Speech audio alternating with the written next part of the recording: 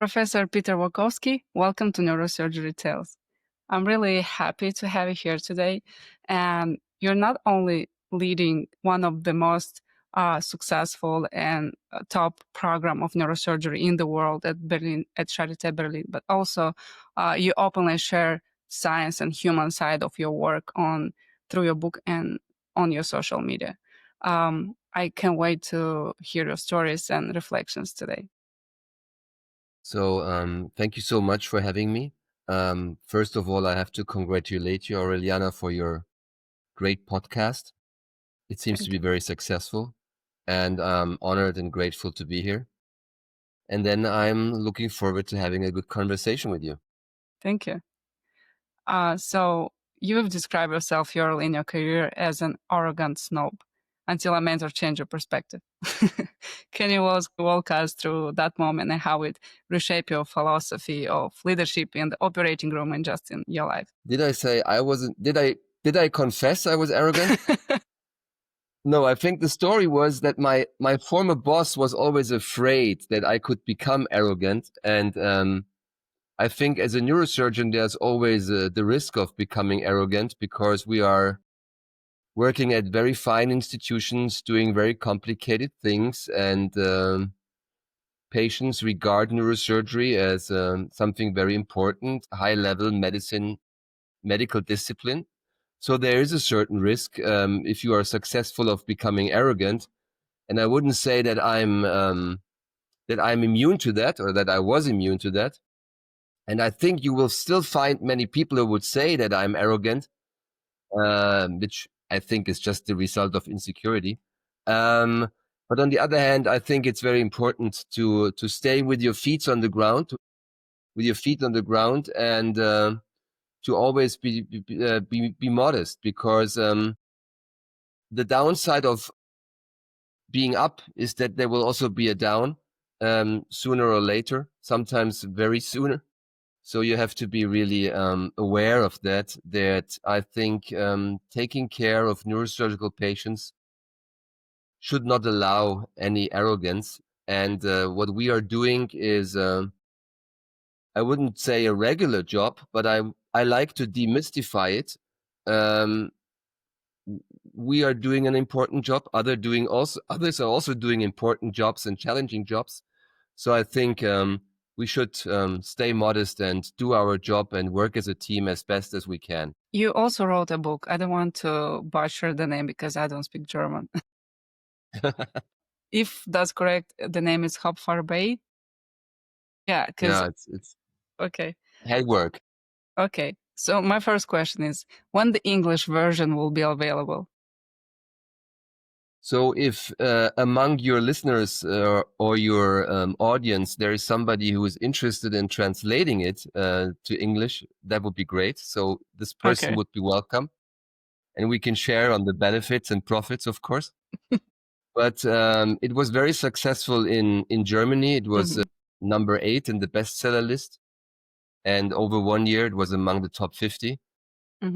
But it was only translated in Polish, Hungarian, South Korean languages. But I never made it into the Spanish or English translation. So I hope it will be translated soon. But right now, there are no definite plans. Okay. We have to excite the English publisher for that. But I know you shared not just triumphs, but also surgical failures in that book. Why was it important to you to be so transparent, and how did reflecting on those moments change the way you practice medicine today? Yeah, so for those, I mean, most of your audience have not read the book. So the idea did not come from me. I was invited by a publisher, by a German publisher, a huge German publisher. And I thought it would be a unique opportunity to write that book. Initially, I thought I don't have the time. But then I was grateful that somebody asked me to do that. And I think it's certainly an honor and but also a challenge to write a book next to your regular job.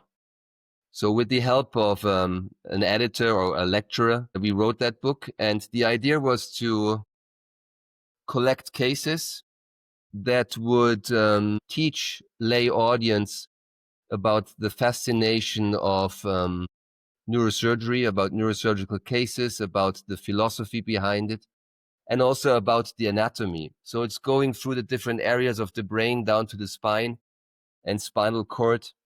And it's a collection of 12 cases.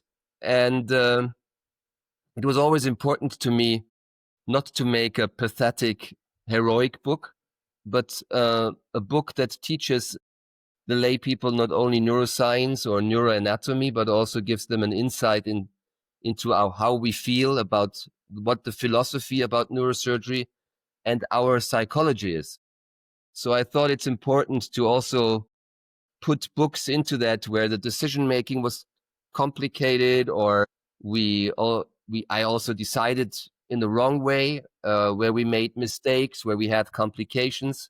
Even one patient died.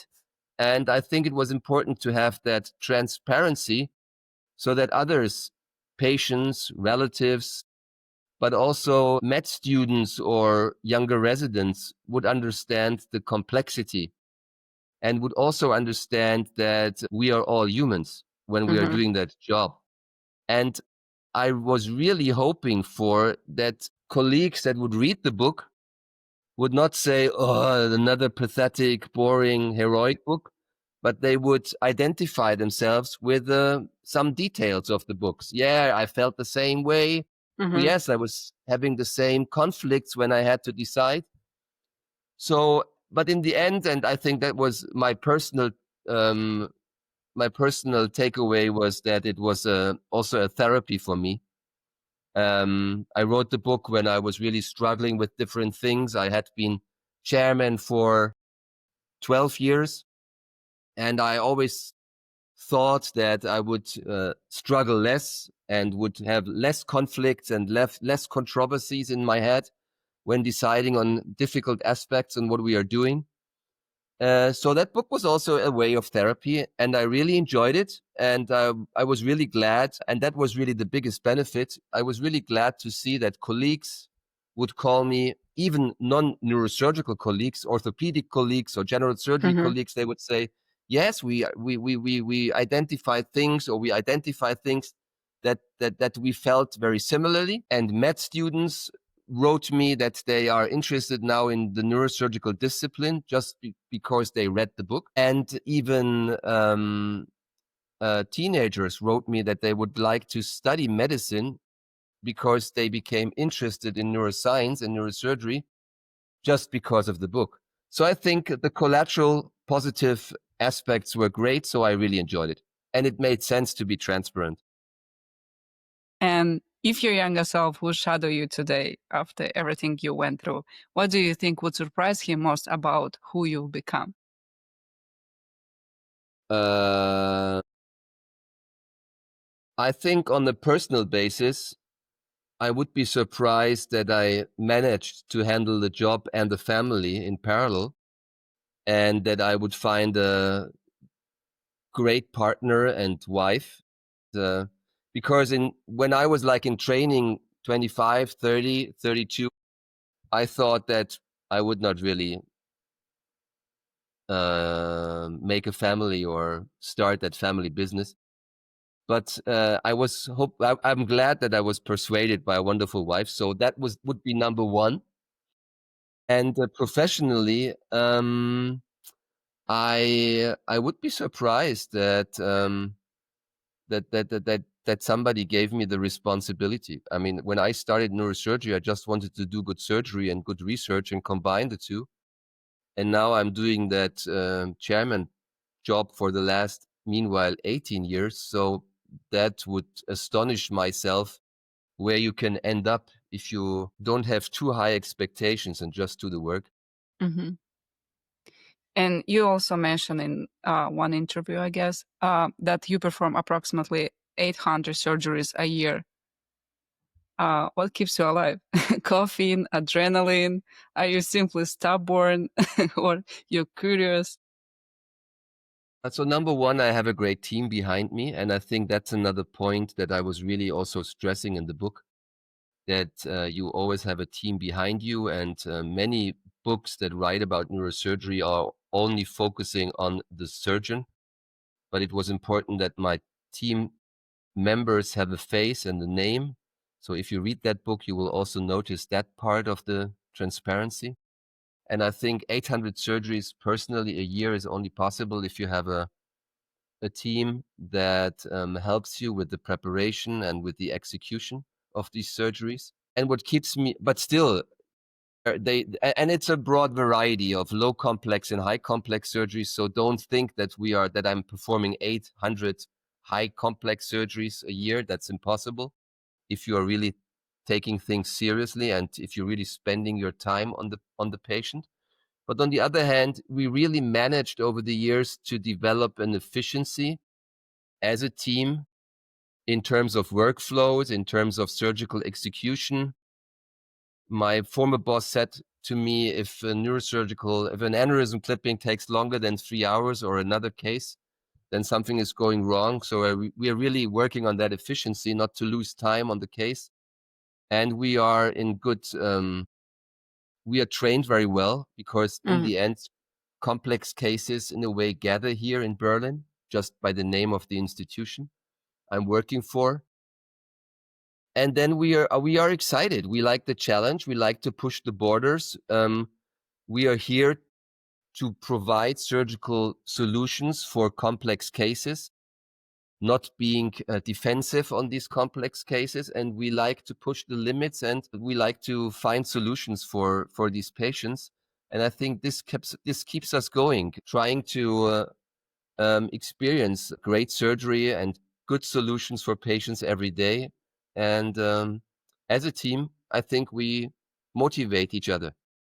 And I'm having coffee, but not too much. But coffee is not affecting my dexterity, so I can have coffee without being afraid of developing a tremor or things like this. And do you have any special internal preparation that, I mean, mentally or emotionally, maybe even physical, before you're stepping into such intense situations so often? So that's a very personal thing. So I'm really motivated by pushing the fields, and I'm grateful that I have experienced so many surgical cases in the past. Most of them went well, but I remember mainly those that did not go well. So if I prepare for a case, I go through my library. So I learned the technique of visualization. So I have like different, like a CD collection or a DVD collection is in my head of the surgeries I performed. So when I prepare for a case, I like to pull out a few examples of similar cases if they are complex. And then I go through them, prepare. I try to visualize the surgery I'm going to do the night before or the morning when I'm under the shower or when I drive to the hospital. But that's a very personal thing. So, and that's part of the demystification. We're not doing we're not doing a mess about it in the surgery. We are just well prepared, and I think that helps. You spoke also about empathy being non-negotiable. How do you balance empathy with the emotional distance sometimes when it's needed to decide in surgery?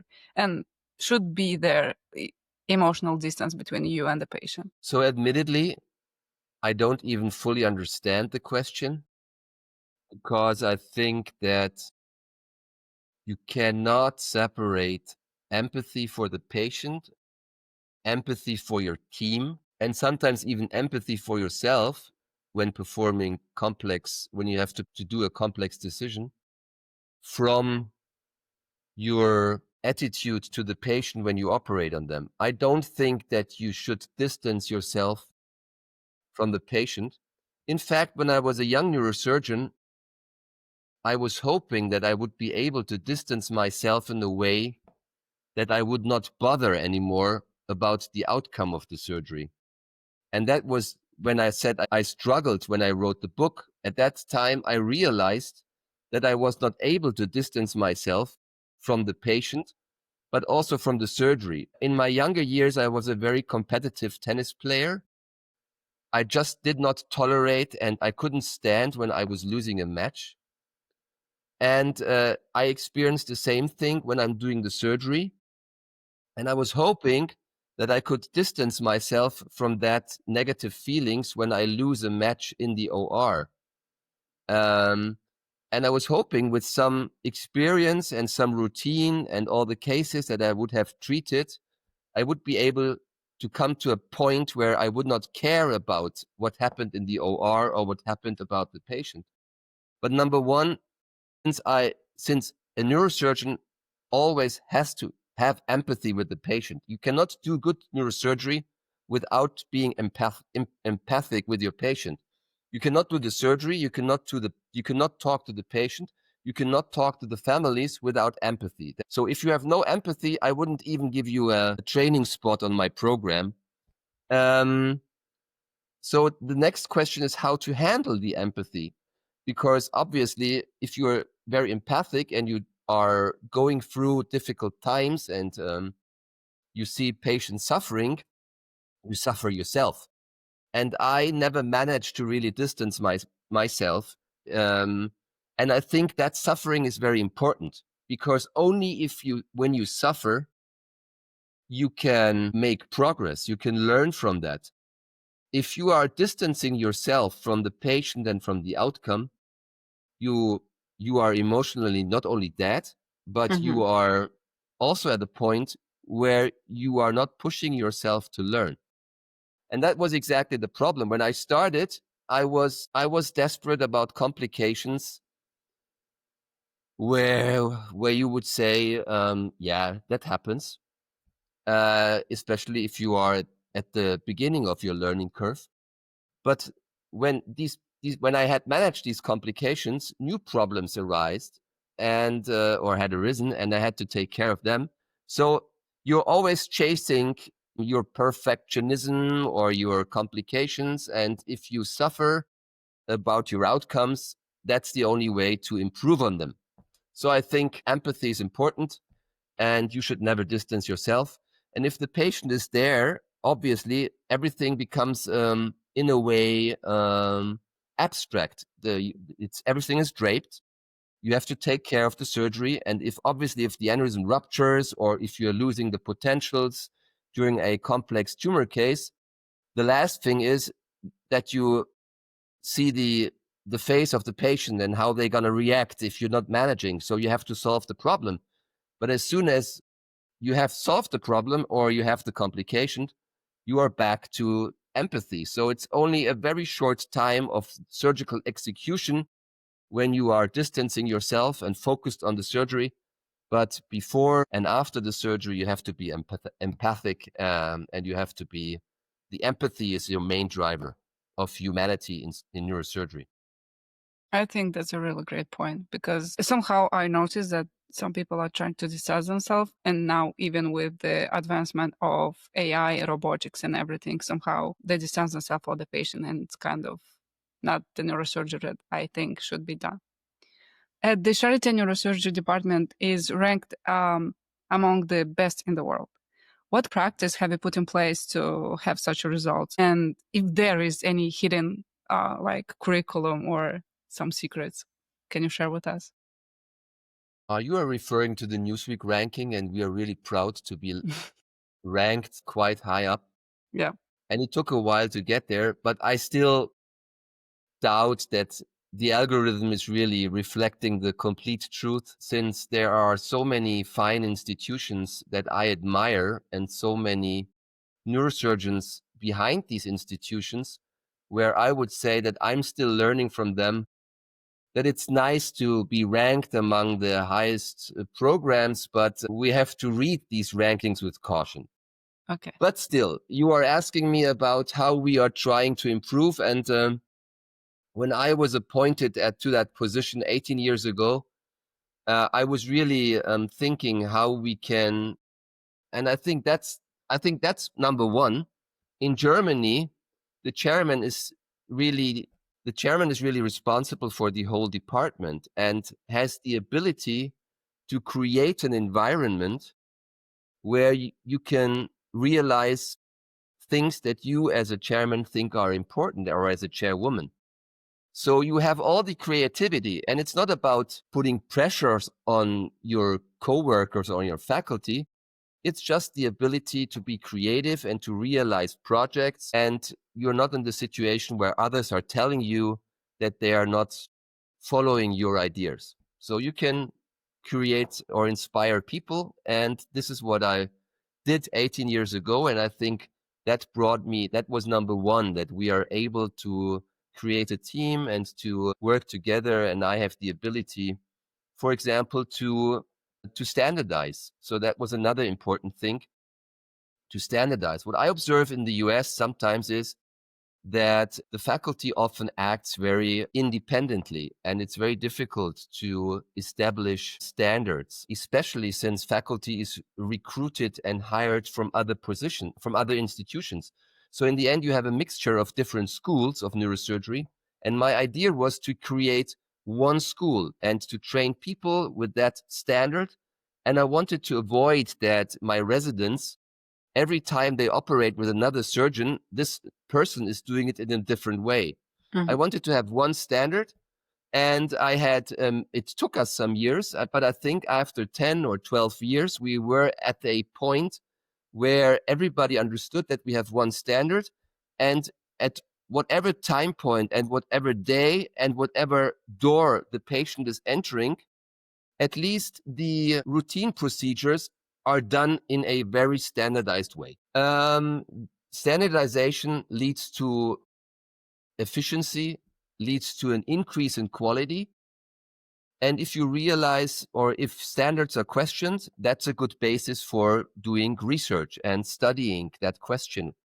So next step was, or my idea was, to create an environment that is very academic and where all the residents are involved in basic science research, in clinical research. So I made it, I really made it a prerequisite for everybody that wanted to work in our institution, that they should be also active in research. And I provided the time. I tried to provide the money, and but certainly I tried to inspire them with ideas, with research questions. And that was, I think, another made us successful and most importantly visible in the neurosurgical world, that we had as a team many research ideas. I have the lab. We have the lab meeting every week. Everybody's involved. The lab people are not separated from the clinical people. And we have a very short distance of translating questions from the lab into the clinical scenario and back. And I'm training clinician scientists in neurosurgery and not neurosurgical specialists. Another secret was, I think, that we became a very young and homogeneous group.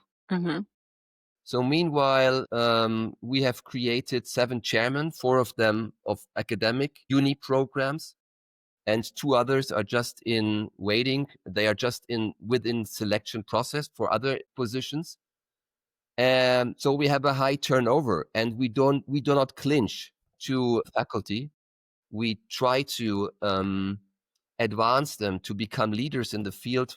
And I think this is also very important, because this gives the young the perspective that this is a very dynamic group, a young group.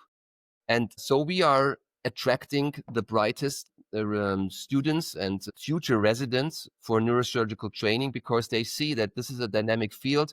Here I can advance, and positions at the top are become vacant. So there is a way to advance in the ladder of training and hierarchy, which helped us to attract these students that are eager to perform research, that are eager to collaborate with research groups, that have a good basis of research training because they have done a thesis or a PhD in that field. And at the same time, and that is still the most important aspect, have a good personality, a good character. So we can still choose from a good group of applicants. So I think these are a few ideas that I tried to realize. And what do you believe today's young neurosurgeons need most to hear that they often don't hear? I mean, meanwhile, I'm an old guy who's struggling with the next generations and is struggling to come to a way to learn how to handle the. I've seen like 3 or 4 generations being trained under my leadership, so I think I have some I have some quite a judgment. And I'm struggling with working hours restrictions, and I'm struggling with how they grew up and how they behave. So I can see the different flavors. So I think what they should understand, or what they need to understand, is that the generation today, and I think mentoring is very important. I'm really, mentoring is one of my talks I liked to give to students and to residents. It's important to understand what a mentor is. Everybody in medicine should have like 2 or 3 or 4 mentors. And sometimes we misunderstand what a mentor is. A mentor is not a faculty person that is assigned to you as a resident because somebody tells you this is the guy you should talk to if you feel unwell, and that guides you in your professional decisions. In my idea, the mentor is something more special. So the first mentors were your parents, I guess. The parents that would do everything, not thinking about themselves, that you are successful or that you have all the opportunities to develop in a way that they think makes sense and that you think makes sense. So mentors are people that you meet during your career and that replace your parents and that give you advices that are not driven by any negative feelings or character aspects. They just want that you are successful, and they give you advice in that. And that needs a specific chemistry between you and your mentor. So if I had somebody where I had that high level of mutual respect and reliability and trust, I would tell these people or the youngsters that they have to understand that they are now entering neurosurgery. Entry to neurosurgery is regarded as the highest level of medical specialty, like the Navy SEALs. They made it into that program. They went to the finest universities or medical schools in their country or in the world, maybe even. So they have high expectations. And people that have high expectations and that never struggled have a low resilience, usually. And people that have a low resilience will have it difficult in neurosurgery because, as we mentioned, they will suffer. So I think that in order to be successful in neurosurgery, it's not enough to come from a good family that was able to pay your tuition fees, that made you into a good neurosurgical resident, and maybe you are super intelligent. That all is not enough to become a good neurosurgeon. It needs discipline. It needs hard work. Only 10% to 20%. If you watch one of my reels, I'm trying to discuss how important talent is, and I come to the conclusion talent is only 10 to 20%. The rest is, in the end, hard work or discipline or being able to suffer a little bit more than the others and to train more. I think to become a real good character, it needs suffering. And I wish to my mentees that they experience suffering in a good way. So I'm a Depeche Mode fan. There are 2 songs I love. One is "Suffer Well," and that is my that is what I hope for my mentees, that they suffer well. They experience the downsides of neurosurgery and they don't break, and they recover with being stronger and learning something about these episodes of suffering. I'm looking for applicants that suffered in the past because something happened in their life, or they're coming from families where they had to struggle, or they are coming from sports where they had to struggle. So I think suffering is something that I would, so just amongst us, and the audience. Yeah. That is what I would like. That's what I would tell to the generation that is entering now the program. They have to suffer. And the other song that I like from Depeche Mode is a pain that I understand, or a pain I know. So coming to a situation where suffering and pain in a professional way is something that you know and you understand how to handle. So you recommend a little bit of Was that suffering. understandable? Yes. Good. And now we have the best neurosurgery the human history ever had. As life extending but not life curing surgeries increases, we have patients who still will have those like pathologies till the end of their days. How should a neurosurgeon define success for themselves and their patients in these cases? So you're thinking about malignant tumors where Yes. you know that 95, 97% of the patients will die anyway. So how do you define Success in your these cases. successes? Yeah, right. So I think there are different ways to define success for these patients. And I think your question entails a very important philosophy, because depending on from what medical specialty you are coming, and depending on your personality in the end, you would define success in a different way. And I think it really affects how we as neurosurgeons will coin the future of our specialty. So there are neurosurgeons that would say, do not harm.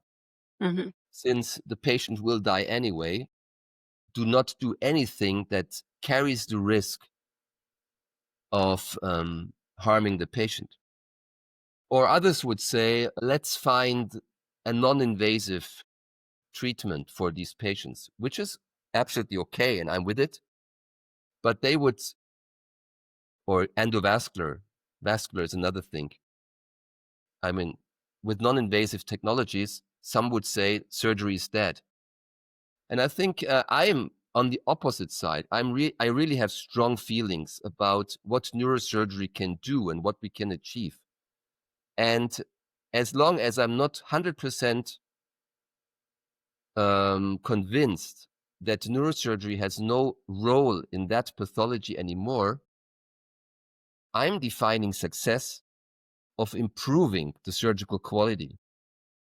It starts with a better understanding of microsurgical anatomy, a better understanding of avoidance of complications, a better understanding of this, not in spite of not doing surgery anymore, I'm trying to find ways how to improve on the surgical result in terms of complete resection or supramarginal resection or complete occlusion of the aneurysm without hurting the patient, because I think it's still the better occlusion strategy or occlusion device of the aneurysm. So I define success of reducing the complication rate to a very low level in the most complicated surgeries and maintaining or even improving the quality of life for these patients, although they have a limited time span. I think spine is also a very important specialty where you can discuss that. I mean, you can say you can refrain from performing instrumentations or stabilizations or even deformity corrections in complex degenerate spine or degenerate deformities. You can argue these patients will have pain anyway, so why should I treat them?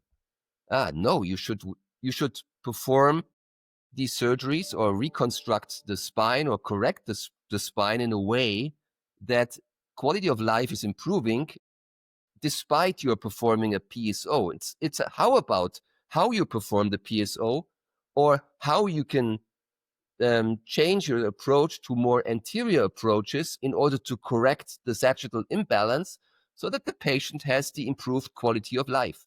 And for sure, some of these patients will still have pain, but there's a few patients that you will help. So we still have. So I'm the one that works on improving and working on, and I see that as a challenge that patients might die or still have pain, to improve my surgical quality. And I define success of reducing complications, being less invasive, and improving or maintaining the quality of life. Obviously, you and neurosurgeons in general spend every day between life and death, and that obviously changes one's perspective on his own mortality. How has neurosurgery shaped your personal relationship with mortality in general? With my personal mortality, it's still difficult. As every physician, I'm very bad with doing my examinations and doing my preventions. But I think I learned on that. With mortality, it makes you obviously think about what soul means, what's coming after life. I'm in a way religious, so it inspires me thinking about what's next. And it made me a little bit more realistic about mortality or severe diseases that in my age I observe more and more frequently in my surroundings and with my patient, with my parents.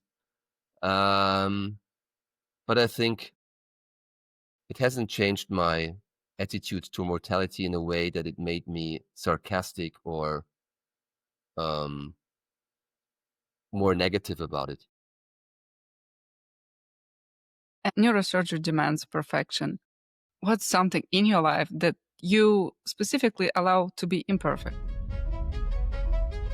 So number one, there is no such thing like perfection. And I think that's another thing that I would tell my mentees, which I did a long time. I did it for a long time. I was hunting or I was chasing perfection. But when you chase perfection, you will never be successful and you will always be unhappy with your result, which is in a way a driver, but on the other hand, it's also a stressor. So improvement or constant improvement is way more important and way easier to reach than perfection. So I wouldn't say that I'm very good at reaching perfection, and nothing I do is perfect, even in my professional life. But now, to come to your second question, what is imperfect in my life? You should really ask my wife, because she's complaining the whole time about things where I'm imperfect at home. And I would take a step forward and say that I'm not only imperfect in the OR, I'm also quite imperfect in my personal life, I guess. That was great. Thank you so much for And this I interview. enjoy it. It was like a, I don't know, like a soup for the soul, if I can say that. It was really warm, and I'm really glad we touched topics like mortality, spirituality, and everything that really matters in our field, in our lives. Thank you so much.